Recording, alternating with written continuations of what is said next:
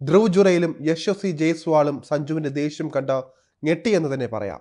ആദ്യം ധ്രുവ് ജുറേലിനെയാണ് സഞ്ജു ശകാരിച്ചത്.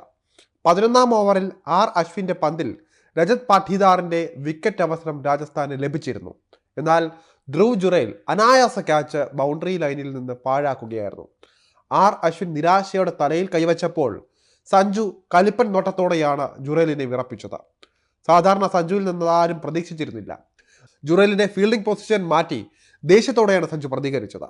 ഇതിനുശേഷം യുവ ഓപ്പണർ യശസ്വി ജയ്സ്വാളും ഫീൽഡിംഗ് പിഴവ് നടത്തുകയായിരുന്നു. ഡെത്ത് ഓവറിൽ സന്ദീപ് ശർമ്മയുടെ പന്തിൽ ജയ്സ്വാളിന്റെ പിഴവിൽ ബൗണ്ടറി കടന്നു. ഇതോടെ സഞ്ജു കലിപ്പറിയിച്ചു. ദേഷ്യത്തോടെ നോക്കിയ സഞ്ജു ബുദ്ധി ഉപയോഗിക്കാൻ ജയ്സ്വാളിനോട് ആംഗ്യം കാട്ടുകയായിരുന്നു. ഒന്നും മിണ്ടാതെ ജയ്സ്വാൾ ഒഴുകി മാറുകയായിരുന്നു.